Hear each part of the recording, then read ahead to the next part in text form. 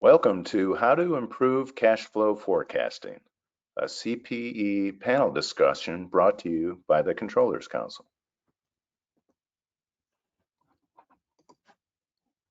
My name is Neil Brown, Executive Director of the Controllers Council, and before I introduce our expert panelists and our partner sponsor, let me share some brief housekeeping items. We'll have Q&A at the end of the presentation, so please use your GoToWebinar control panel to ask our experts questions. Next, this webinar is CPE eligible. We'll have 4 polling questions. So again, please use your GoToWebinar control panel to answer each poll or to benchmark your peers if you're not going for CPE. Please allow up to 5 days for CPE certificates. Also regarding CPE, you'll receive a brief survey directly after the webcast today, so please complete. Finally, you'll receive a link to this webcast via email in the next 24 hours, so no need for notes or screenshots. With that, I'd like to share a word about our partner and sponsor, BILL. NYSE BILL is a leading financial operations platform for small and mid-sized businesses. BILL's integrated platform helps businesses to more efficiently control payables, receivables, spend, and expense management. Hundreds of thousands of businesses rely on BILL's proprietary member network of millions to pay or get paid faster. Headquartered in San Jose, California, BILL is a trusted partner of leading U.S. financial institutions, accounting firms, and accounting software providers. For more information, visit bill.com. With that, I'm very pleased to introduce our expert panelists. Philip Peck is Vice President, Advisory Services and Finance Transformation Practice at Peloton Consulting Group. Joe Flesher is Webinar Content Marketing Manager for BILL with more than 16 years experience, including CFO.com and Argyle. Gentlemen, welcome. Joe, please take it away. Thank you very much for that kind introduction, Neil. And Philip, always glad to have a discussion with you. And let's go over what we're going to cover during our webinar. So as we move here, I want to point out that during our webinar, we will talk about how organizations can accelerate forecasting processes without sacrificing accuracy, and how to simplify integration of essential information that is not necessarily a given, as well as, and I think this is very important, aligning forecasts with scenarios and coming up with scenarios, and then aligning forecasts with them. In other words, not a single forecast, but perhaps multiple forecasts. And finally, applying insights, learning continually from the forecasting experience and forecasting process. So I want to start off, Philip, and again, always thrilled to have a conversation with you. The first question I want to pose to you, Philip, is, and I think it's important to establish definitions. What is cash flow forecasting? We can move to this slide. Thank you. Hey, Joe, thank you. And I'm both honored and extremely excited to be here with you and the Controllers Council for this webinar. Great topic. So in establishing the foundation here of what is it, I'm going to speak to the what, but I'm also going to speak just a little bit to the why is it important. So cash flow forecasting at its essence is the process of estimating and predicting the amount of cash, inflows and outflows, that a business is expected to generate over a period of time, 3 to 6 months, where organizations often have a rolling horizon, rolling 13-week standard cash forecast. This projection helps the businesses anticipate their needs and plan accordingly. There's different time horizons, which is relevant when we talk about cash forecasting. So cash forecasting, a bit different than cash positioning, might be a much tighter, shorter window, or long-range cash planning, say something like 1 to 5 years. That time horizon is relevant as the business needs, usages, data considerations, and ownership and accountability can differ across those time horizons. The elements that make up the cash flow forecasting process and how you do it, sources of income, revenue, investments, financing, as well as the world of expenses, operating costs, salaries, loan payments, taxes, etc. By comparing the expected inflows and outflows, Businesses can help identify surpluses or shortages and take appropriate actions to manage their finances effectively. In terms of why it's important, just quickly here, Joe, I'd like to highlight a couple elements. Better financial planning. It helps organizations anticipate their cash needs in advance so they can better plan for, on a forward-looking basis, investments, expansions, other expenditures. Improved liquidity management. By forecasting and doing it well, the cash flows, organizations can ensure that they have sufficient funds to cover expenses, avoid potential liquidity crises, and optimize the return on any anticipated cash balances. Another element is really early identification of potential problems. Those forecasts are critical to get a forward-looking visibility into potential shortages or issues that allow the business then to take proactive corrective actions before something gets out of hand. And the last element I'd say is it really helps facilitate decision-making. Having that clear understanding of these future cash flows gives businesses what they need to make the best informed decisions about spending, borrowing, and investing. Well, thank you so much, Philip. And I think that before we continue, we should get perspective from our audience. So I'd like to invite Neil to pose our first polling question. All right. Did we already cover examples then, or are we We going did. to cover? We sure Okay. did. Yep. We're ready Right. for our first poll. All right.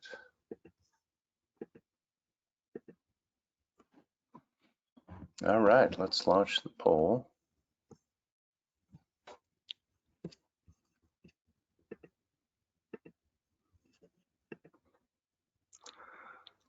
My company always has full visibility into its cash flow. Select one of the following. So please take a few moments with your GoToWebinar control panel.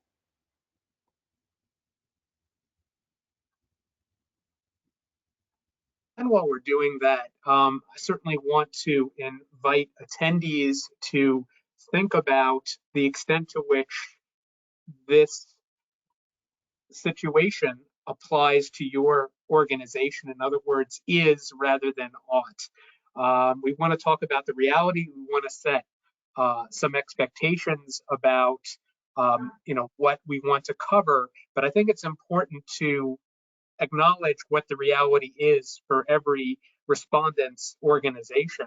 And then what we're going to consider is the reason why some organizations may not necessarily have full visibility. But in the meantime, we do want to find out the extent to which attendees do. So we want to give attendees sufficient time to respond. We'll then briefly reveal and discuss how you have responded. And then I'm looking forward to a robust discussion. So what we can see right now, a majority, and in fact, about 2/3, close to 2/3, have indicated that they perceive that their companies, that your companies, always have full visibility into cash flow.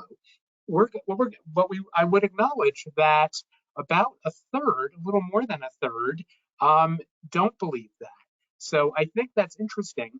I think before we continue, Philip, from your experience, to what extent, well, two-part question, to what extent does this reflect reality, the set of responses we're seeing here, and to what extent do organizations perhaps overestimate how much visibility they have? Joe, thank you. The numbers, as we always say, the numbers tell a story, but there's probably stories within the story. So for those that strongly agree, kudos to those organizations. The agree tends to lend itself to the most elements or many elements or the preponderance of the elements that make up a cash flow forecast a company can have visibility to, but we often find that there's pieces of that they really struggle with.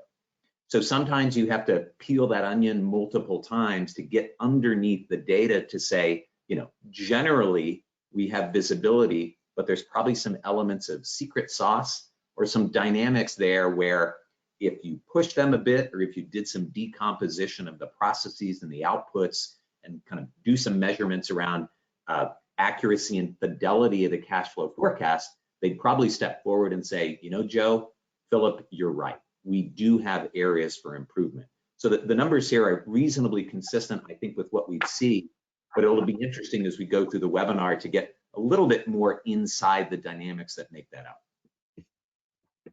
Absolutely. And I think that's where we can consider some reasons why organizations may not have visibility into and control over cash flow. And before we consider this question, I want to acknowledge it from two perspectives. One, where organizations are aware, the known knowns, if you will, or the known unknowns, and then also perhaps when they don't know, when they don't have visibility. So I want to consider this question from both perspectives. Hey, Joe, and thank you. I think the way you framed that is actually very, very important, and hopefully we'll be able to cover all the bases behind the statement that you just made. So let's just start with the typical reasons that organizations lose visibility into and control. I would start, first of all, around inaccurate forecasting itself. So if you're relying on an inaccurate forecast, and presumably that's going to really start around, I do my planning, my forecasting, typically from an income statement orientation first. If I'm relying on inaccurate or outdated operational and financial data and assumptions, say driver's assumptions, that's going to flow downward. Then you'll misjudge the future anticipated cash flows and outflows, leading to unexpected shortages and surpluses. So it really starts there first, that innate forecast, the drivers into the cash forecast.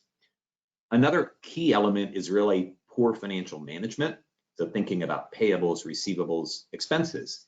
If you don't have good fundamental core practices around tracking and management of expenses, how you deal with invoice payments, following up on outstanding receivables, the criteria around tiering all your different customers, that can contribute to cash flow forecasting problems. Thinking about invoicing and collections, delays in invoicing or inefficiencies around the collections process itself, what can that result in? Delayed payments, negatively impacting cash flow. On the collections, it could be someone whose DSO has trended negatively over time, where root systemic causes of the late payments haven't been adequately addressed. Systems integration, process disconnects, people dependencies, et cetera. All of that flows into our ability to forecast and manage the cash flow. Here's one is around monitoring.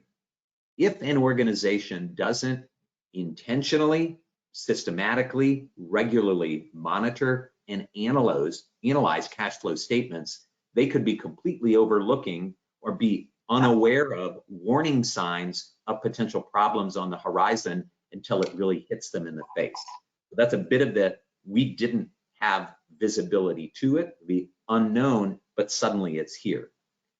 Another one could be, hey, we have key customers. Most organizations do. We tier them, we manage them, we proactively forecast around, and we set up all kinds of structures and relationships around those customers. But if we're relying on a single customer or a few key clients, dynamics in their business and their ability, say, to pay us can have significant impacts on our ability to then manage and forecast around cash flow. Seasonality can be a big consideration.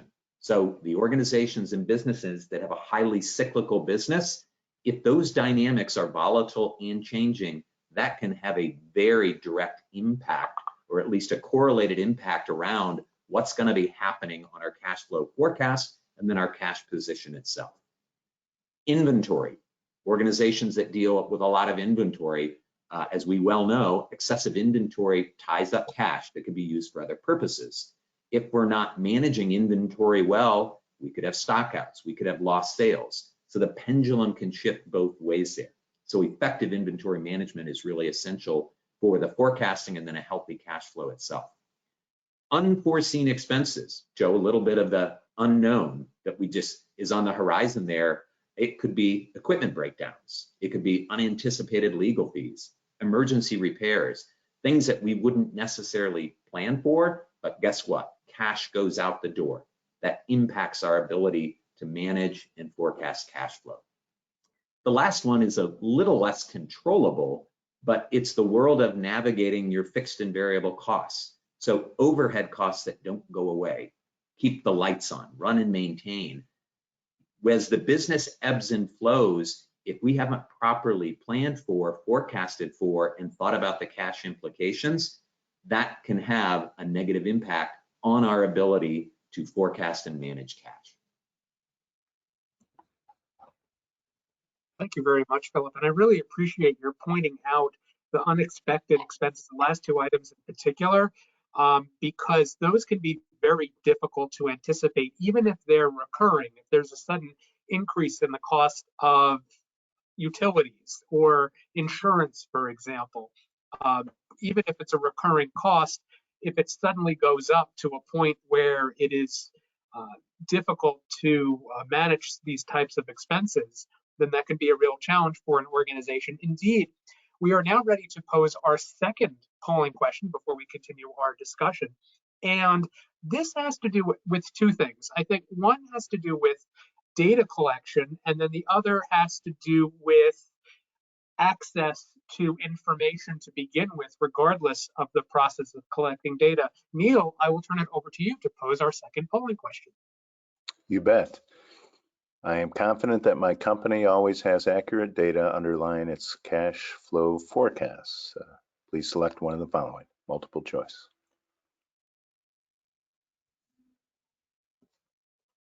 Thank you. And we'll give attendees, as we did with our first poll, sufficient time to respond. Again, I do want attendees, or invite attendees, I would say, to consider data not only with regard to collecting data, but also with regard to having access to accurate data. And by accurate, I also mean current. And sometimes the two are the same. Sometimes it's hard to anticipate if certain types of expenses, for example, change suddenly. It can be difficult to anticipate or forecast. That said, I do invite attendees to consider the term accurate with regard to the data itself, as well as the collection thereof. And we'll give attendees some time to respond. We'll then reveal and summarize how you have responded, and we'll briefly comment as well.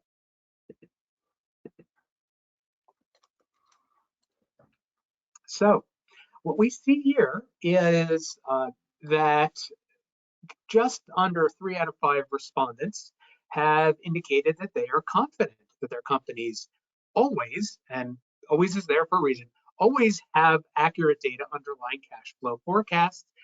And 2 out of 5, 2 out of 5 respondents indicate that that's not necessarily the case. Philip, I turn it back to you. Do you see this type of distribution of responses? And if so, what would you say is a likely, what are some explanations?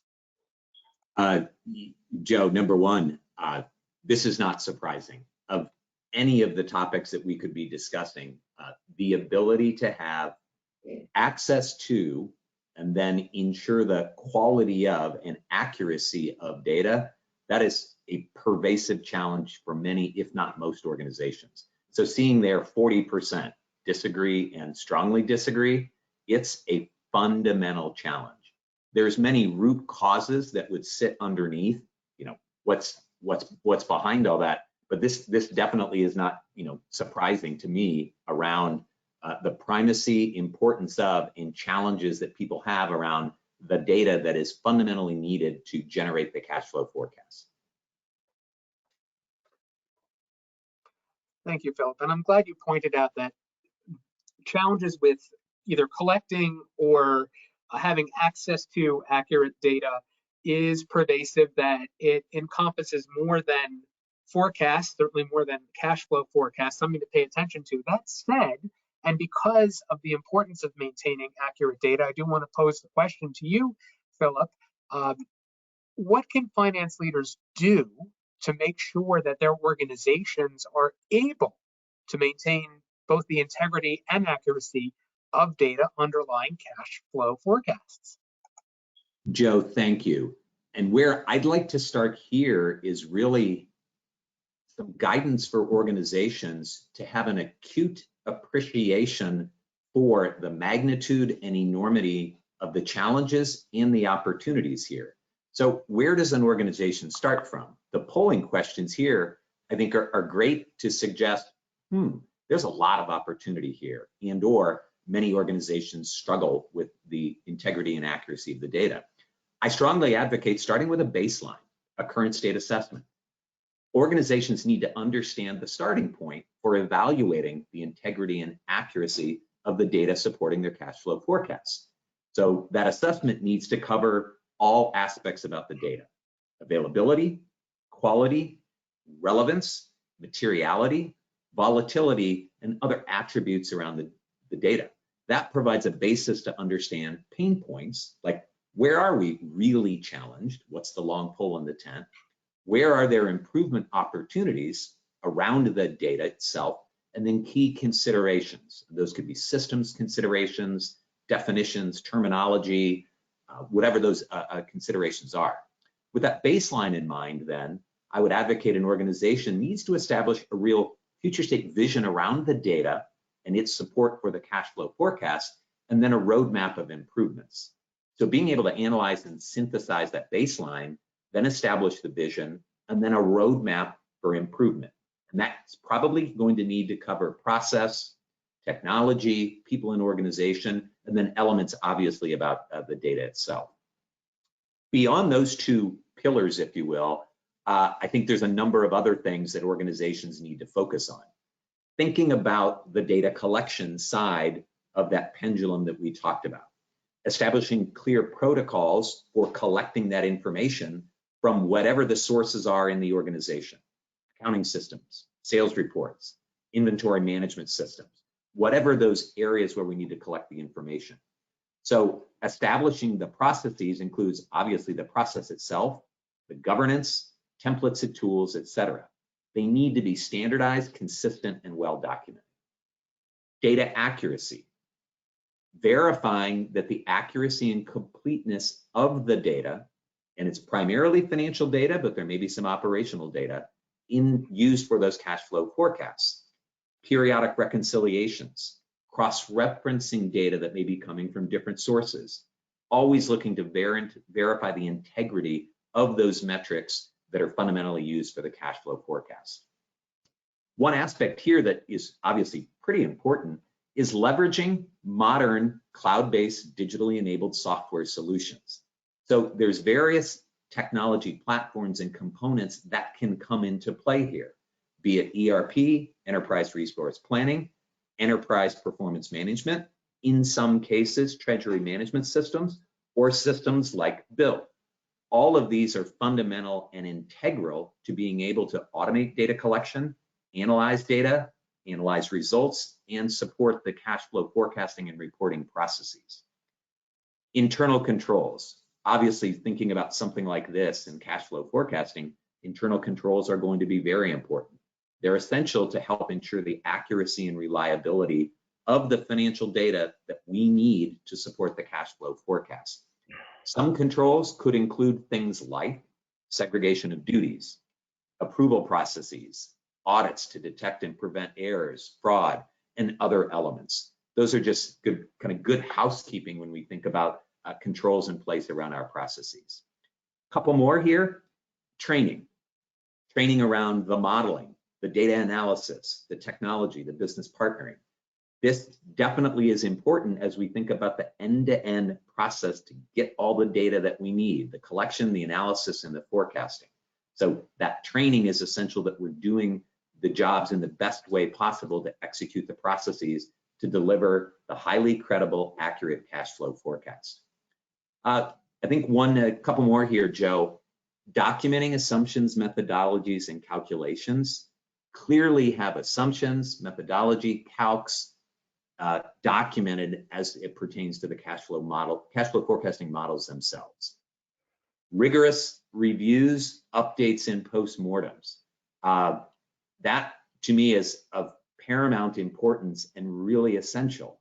So looking through and saying, hey, we have a cash flow forecasting process, but looking at the accuracy and relevance, and then saying, based on our updates, based on our postmortems, do we have new information? Should we be revisiting how we're doing it?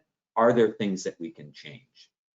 The last one, I'm going to use a phrase, Joe, cash forecasting, it's a bit of a team sport, cross-functional communication.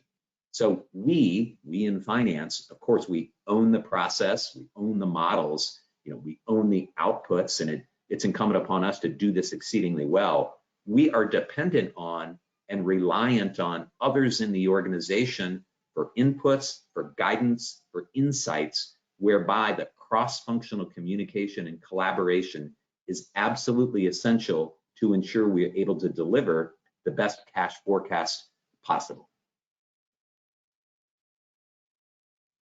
Thank you, Philip. I'm really glad you reiterated the notion of forecasting and cash flow forecasting in particular as a team sport, because, for example, when we talk about methodologies and assumptions and then calculations that reflect assumptions and employed methodologies, it is essential that the entire organization have some understanding to the extent that it's within their responsibility to do so.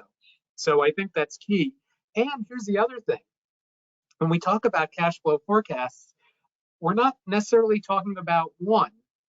And although we are not going to dedicate an entire webinar today to scenario planning, we very easily could. I do want to consider, though, what types of scenarios finance leaders in particular can plan for, or at least consider, when their organizations develop cash flow forecasts.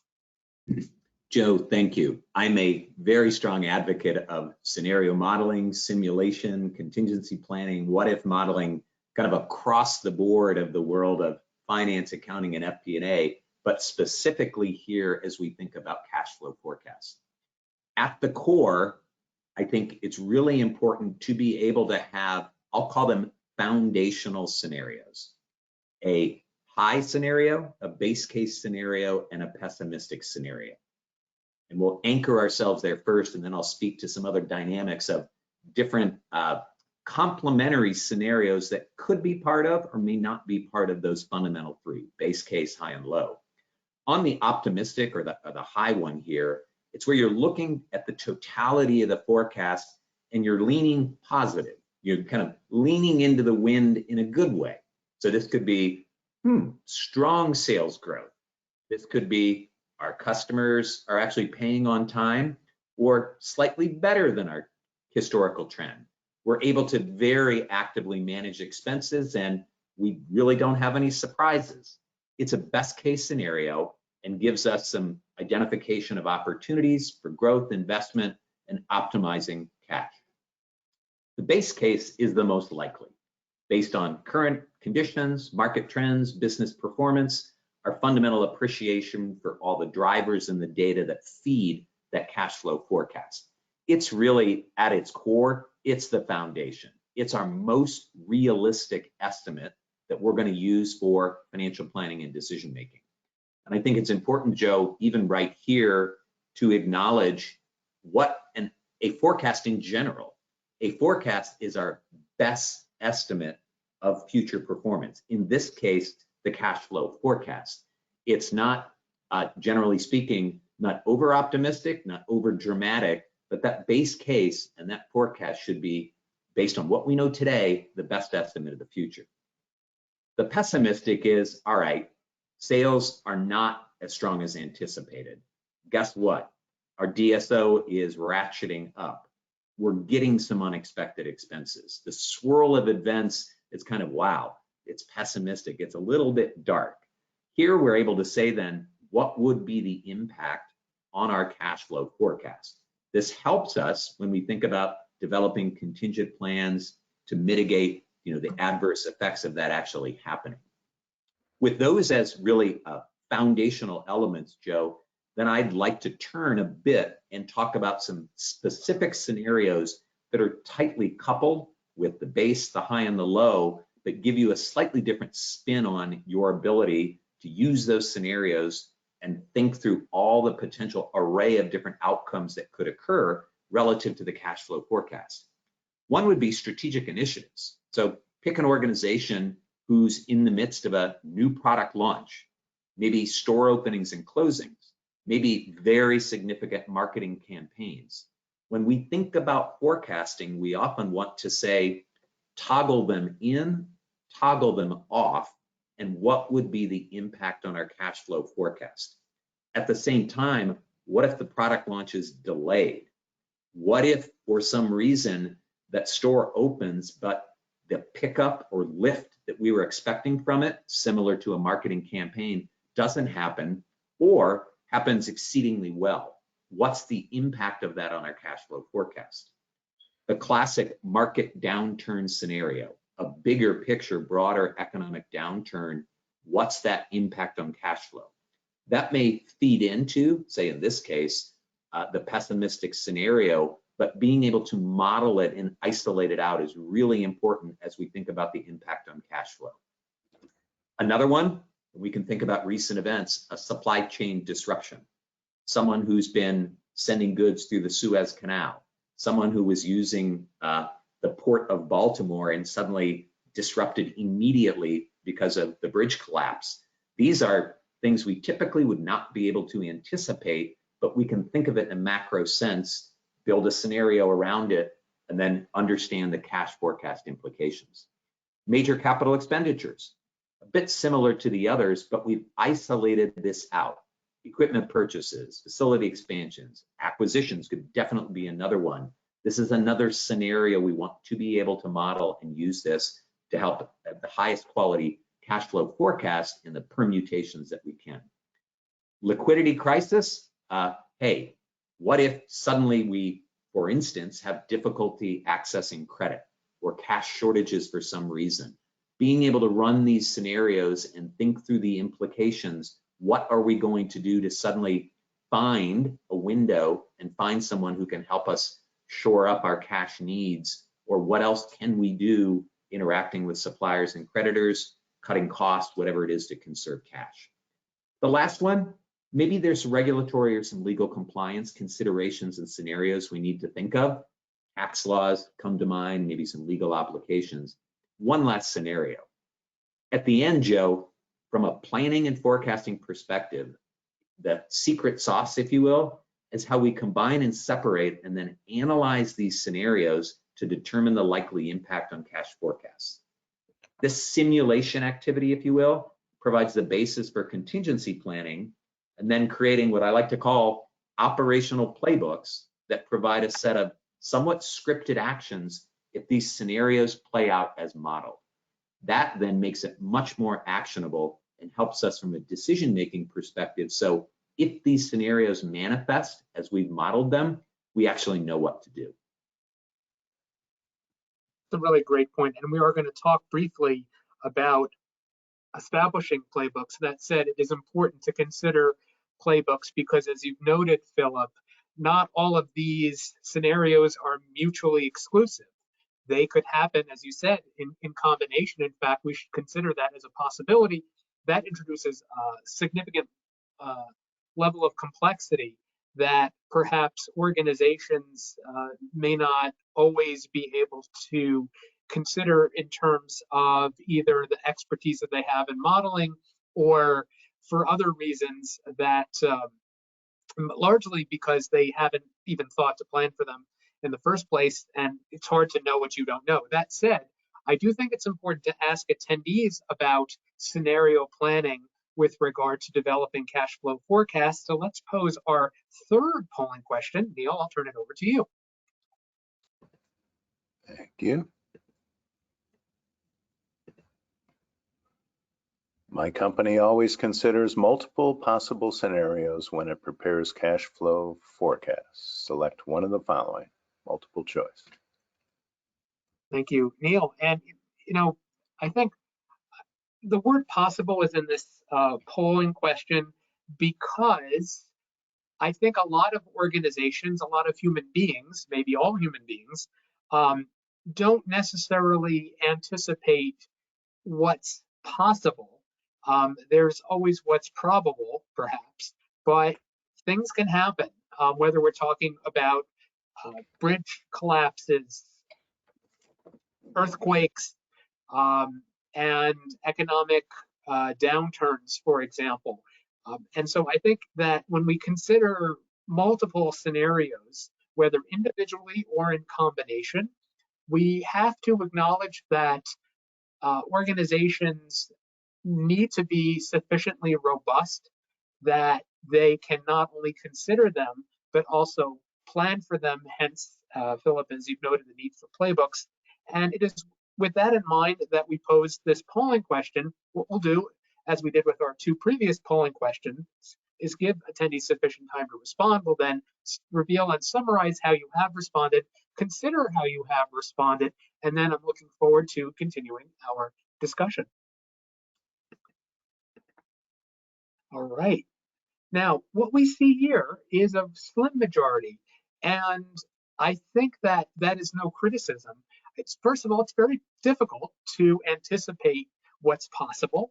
It's difficult to plan for multiple scenarios. It's even more difficult to plan for multiple simultaneous scenarios and to know what those are. So with that in mind, Philip, before we continue our discussion, I'd love your thoughts about, number one, how attendees have responded, and then number two, to what extent is it possible, and I'm talking about even say a mid-sized organization with a dedicated financial planning and analysis team, to what extent is it possible for companies to even consider multiple possible scenarios? But first, I'd love to hear your thoughts about the responses from attendees. Yes, Joe, thank you. And I greatly appreciate both of those dynamics coming off of the poll, and I'll address those each separately. First of all, the data here, as all the attendees have submitted their polling results, again, not surprising. I think most organizations, as you're alluding to, they need to and will at least have a scenario or likely scenario or plausible scenario, and they ensure that at least they can produce a cash flow forecast, a credible, reasonably accurate, good, solid, directionally correct cash flow forecast based on that individual scenario, which is positive. Where then the dynamic gets more interesting is now to say, as you're suggesting, let's layer in additional scenarios. And that could be a point scenario. You're changing one variable, if you will. But what if you start now saying there's multiple variables in concert, and you could try to think of them independently? But most things in life, big picture, macroeconomic scale, they tend not to behave independently. They often behave in concert. There's often a correlation, if not causality. So starting to think now about, oh my gosh, how would I ever model all those different variables and drivers and things when I've got different functions contributing, I've got multiple variables in play. I'm not sure exactly how they interact in a holistic, integrated, simulated way, because perhaps none of it's ever happened before. So you're putting this into your magic 8-ball and trying to come out at the back end with a cash flow forecast. That's really, really challenging. We'll speak to in a minute here, Joe, I think some steps forward for organizations to be able to make progress there, but just the recognition alone that it's hard will likely be imperfect, but you can make progress by just taking 1 step, 2 steps, 3 steps, and starting to think about more scenarios, getting additional data, collaborating with the others to help you produce that cash flow forecast. That's a great, great way to start making progress on the journey. Thank you very much, Philip, and I appreciate your reassuring attendees, because what we're going to talk about now is continuous improvement, what finance leaders can learn from previous forecasts to improve reliability of subsequent forecasts. Great, thank you, Joe.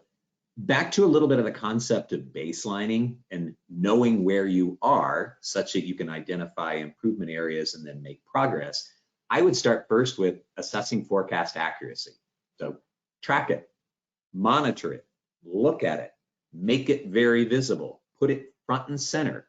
So compare the actual data with the forecasted figures, looking for discrepancies, deltas, and then start to do a bit of the root cause analysis. Analyze why there's variances between what we forecasted and what actually materialized. Understand what those are. We did not anticipate that market condition. Wow, we could never have thought about those expenses that came through that impacted cash. Gosh, we would never have thought that that customer would have a significant delay in their payments. First of all, making it visible, and then understanding those factors that contributed to the forecast deltas can help us refine over time our methodologies, our assumptions, or at least provide a backdrop to say, we need to build in a little bit of buffer in our cash flow forecast for the unknowns. Second one is evaluating and fine-tuning over time the forecasting methodologies. So there's often different types of methodologies that we're going to use for cash forecasting. A lot of it is typically historical data analysis, but there could be trends, there could be elements of predictive modeling, and with the advances in tools, technologies, methodologies, we may be starting to leverage a little bit of AI or machine learning or predictive analytics as we're thinking about cash flow forecasting. So as we're doing that, looking back, determining the method or methods that are helping us with the most accurate results, and then refining and adjusting those techniques based on the performance over time. A third element that I'd say, Joe, is let's revisit those assumptions. So some assumptions in our processes and methodology, we kind of just roll forward. Keep that assumption the same. Why would we change it? It's very good on a regular basis to revisit all assumptions. Some presumably are more important than others, but assess them for validity, relevance, and come back to them such that they are representative of your best future-looking estimate of actual business conditions. Are there some things that maybe they're not front and center for us right now, but they're actually changing and maybe dynamically changing that should cause us proactively and intentionally to change the assumptions, sales growth rates, pricing trends, cost projections, whatever those are, such that you know walking into the next cycle, you've got the best assumptions that you can. Another one, let's learn from the past, and then what can that tell us and inform the future? Identifying those recurring patterns. So what are those trends and patterns, and presumably some of them are inaccuracies, or what's causing the delta actual versus forecast, to look at areas of weakness, common pitfalls, or spin it positive, improvement opportunities. Maybe we're overestimating revenue or consistently underestimating a specific type of expense. So let's go back and investigate those root causes and then implement some corrective measures. Again, I spoke to things like predictive planning, AI, machine learning. Those can help us because they can accelerate our ability to navigate through the data, look at the patterns, and cull out the insights and analysis from that. I spoke earlier about the cross-functional feedback and then channeling that into improvement suggestions. We should seek feedback from our stakeholders involved in the process. Could be department heads, sales teams, financial analysts, other contributors, because they may have insights or be closer to dynamics of the business that can help us when we're doing our forecasts. Just soliciting their input, incorporating that into how we think about our modeling, our forecasts, our data needs can help us. Sometimes we may not see something. It could be a blind spot, and they may be able to fill in the gaps and give us a more informed view. A couple other here, Joe. Iterative process and model refinement plus continuous learning. This is something where I fundamentally believe all organizations should be treating cash flow forecasting, important as it is, not just a we do it, we move on. It's an iterative process that evolves over time. You have feedback, you have analysis, and you have continuous improvement. This is something an organization should constantly be looking at all aspects, lessons learned, and then move forward such that you can basically do it better. The scenario planning, business simulation sensitivity, we had our very rich and robust discussion around that, but this needs to be embedded into our core processes and make it part and parcel to the DNA of how we execute our cash forecasting and generating those outputs. It just needs to be what we do. Embed it into our processes, make it part and parcel to doing the cash forecasting. The last one here, a term I like to use, and Joe, you and I have talked about this in some other webinars in the past. There's, the postmortem, certainly, where we do a what went well, even better is, and some knowledge transfer, at times you can also do a bit of a pre-mortem, thinking about the next cycle or the next set of cycles to say, have we sufficiently learned? Check that box, but how do we infuse that into our forward-looking way of doing the forecasts? Maybe there's some better/best practices that we've gleaned from the industry that maybe we're not optimally leveraging, and we can address the challenges and come up with core strategies for improvement. So the knowledge capture is absolutely essential, and then building on that knowledge capture, aligning it to the ongoing activities and making sure that virtuous cycle of life for continuous improvement is happening and is just embedded into our processes.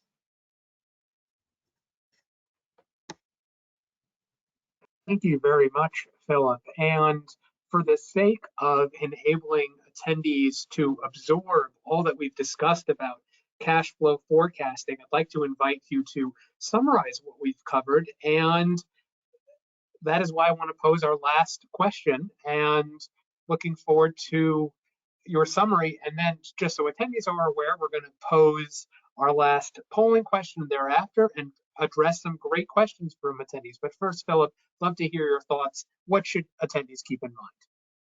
Yes, thank you, Joe. First and foremost, as I highlighted earlier, organizations need to know where they're starting from. So I'd say make sure you have a comprehensive understanding around your baseline of your capabilities today. Assess your capabilities, invest the time to do some process decomposition, and look at where you have pain points, improvement opportunities, kind of gaps in your current processes. And we spoke a lot about data. And I think that, attendees said clearly they have challenges with data. Highlight those challenges, highlight the importance, get a firm grasp of your existing landscape around your cash forecasting capabilities. Part of that as well, certainly attend webinars like this, but also reach out to the industry. And there's various organizations, various groups, various literature that you can learn to say, perhaps there's a slightly better way. So that first thing is really the baselining. With that in mind, then define the opportunity. What's your future state vision? The value of achieving that vision if you could improve cash forecasting capabilities by a certain increment, accuracy, quality, ability to turn the crank that much faster based on the scenarios. What's the value to the organization? Decision making, drop to the bottom line, and so forth. With that in mind, identify key improvement initiatives and then create that strategic implementation roadmap. As we said earlier, there's probably multiple elements in that improvement strategic implementation roadmap, process changes, elements around your data and information that you need to improve as an organization, leveraging tools and technology in different ways, and even the people in the organization, ownership and accountability. Perhaps you need to reach out to more stakeholders or different stakeholders to contribute to the process. A third point that I would want to leave with all the participants, Joe, create a culture of accountability, shared goals, and continuous improvement. Cash forecasting, it's very, very important. And the accountability is not just the core finance team, it's broader. Back to that team sport, have everyone appreciate the importance of it, the value of it, and how do they contribute to optimizing these forecasting capabilities. I think two more here that I'd highlight, Joe. Make sure you, the organization, and participants here, you're optimally leveraging what-if modeling, the business simulation, and the scenario planning to create those operational playbooks. It's hard work, no question, but in the moment when certain things happen, and supply chain disruption, Joe, you brought up the earthquake, and I know we were chatting about that, but there's certain elements here, the competitive landscape turns extremely quickly. The value of having those playbooks and you know what to do and you can turn on a dime quickly when the business conditions change is just of extreme value for the organization. Last point here, it's a little bit about back to the technology for a moment. Explore how you can optimally leverage elements of the technology to help you from a data, from a process, from a modeling, all those inputs, and aspects that at the end of the day support your ability to optimally do cash forecasting, leverage that wherever you can, and be open-minded to looking at different ways of leveraging the tools and technology that are definitely available today. Absolutely, and I think that's a really important point. Can only make a finance team stronger, especially if it can focus on analysis, for example, rather than tasks and tactics, for example. And with that in mind, what I'd like to do now, before we address some great questions from attendees, is pose our last polling question. I'll turn it over to you, Neil. Thank you, Joe. Let's launch the poll. Within what time frame, if any, does your company intend to improve the reliability of its cash flow forecast? Select one of the following. Again, multiple choice. And with this in mind, we can certainly talk about implementing automation. That's certainly going to support that effort. But even, let's say, having an organizational structure in place, such as a financial planning and analysis team, if your organization is able to accommodate one, has achieved a state of maturity, let's say, or is on the verge of doing so, there are a number of ways that organizations can improve reliability of cash flow forecasts in addition to applying automation or establishing dedicated organizations. And I think one of those is, Philip, as you've said, making sure that the entire organization is able to participate in the effort to gather information and share information and learn about how to or identify opportunities to improve forecasting, and especially in the context of this conversation, cash flow forecasting. We're going to give attendees sufficient time to respond. Although we're going to reveal how you respond, we're not necessarily going to spend time on discussing your responses because we do want to make sure we answer, once again, some great questions from attendees. So we'll reveal how you have responded, and then I'm looking forward to addressing some great questions from attendees. That said, kudos to those organizations that are in the process or have already established processes to improve the reliability of cash flow forecasts. Let's now address some questions from attendees. And certainly one question from an attendee that I think we certainly need to consider is the following. Philip, an attendee asks, what is the role of a finance leader in simplifying integration of essential data? In other words, this is not just about IT. And certainly we can include, by way of example, data about payables, receivables, and employee expenses. That said, what is the finance leader's responsibility other than, let's say, hypothetically supervising IT? Joe, fantastic question. I like to look at finance in its broadest sense and say, there's no better group or no better set of individuals in an organization who appreciate and should appreciate the end-to-end business value chain and the implications of all the operational activities we do in our organization that lead to financial results. So with that in mind, they're the ones who have the taxonomy, the secret decoder of how all the parts fit together in the organization. And in this case, they're able to step back as business leaders and say, I understand how the flow of data and information ultimately gets to cash and our ability to do a cash flow forecast. So they're essential. They are so essential in defining business requirements, defining the needs, understanding the challenges with the underlying data.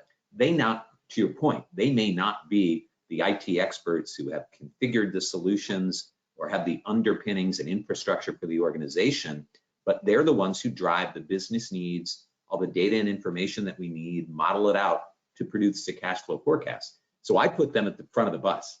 I put them front and center to helping to navigate this world and be able to then say that integration, the flow of data, the models, they need to be driving all the requirements and all the business needs because they're the one that are closest to the action is how I'd characterize it. Thank you, Philip. And I think we have time for one more related question. And that is, we've talked about the finance team, we've referred to the IT team by way of example. That said, what teams should a finance leader work with in addition to, say, the finance team, of course, and say an IT team? What other teams should finance leaders work with to evaluate and improve reliability of cash flow forecasts? Joe, great question. So this is where I'd parse it a little bit and we start to talk about all those components that are going to feed into a cash flow forecast. We can pick at the top of the funnel, if you will, or top of the income statement, the sales organization, when maybe say sales and marketing organization. They're going to have presumably some insights around the top of the funnel, what's coming in from a pipeline perspective, dynamics that are customer centric and customer specific, because that world does change. And we sitting in our role from a finance perspective and our friends over in IT, we may not have the frontline insights into competitive dynamics that ultimately can impact the data that we get or we need to forecast to do our cash flow forecast. Another one might be on the vendor side. So again, working with procurement or working with supply chain or working with other parts of the organization and saying, I need to sit in your shoes and just have as much information, the fabric of the enterprise, the fabric of the landscape, to help inform, help refine, help validate assumptions that we're making. Those are, Joe, a couple that come to mind.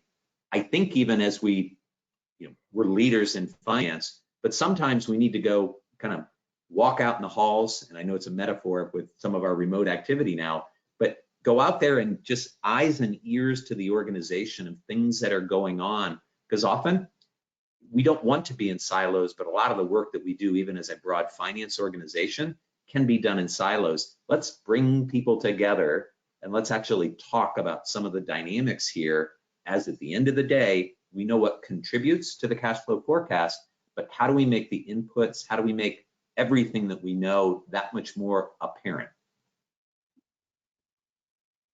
It's a wonderful perspective, Philip, especially because ultimately everyone in some way is responsible for the outcome when we're talking about forecasting, whether it's cash flow forecasting or organizational planning. And although the finance team is often in front of it, the finance team cannot do its work without collaboration from other areas of the organization. We've received great questions from attendees. Philip, is there anything you would add before we conclude? I just want to highlight one thing that you referenced, Joe, and you made it, a reference to financial planning analysis. And depending on the size and scope and scale of an organization, we may not always have, let's say, an organization that's slightly smaller, slightly medium sized. They don't have the infrastructure and the organizational wherewithal that, say, a much, much larger organization would have.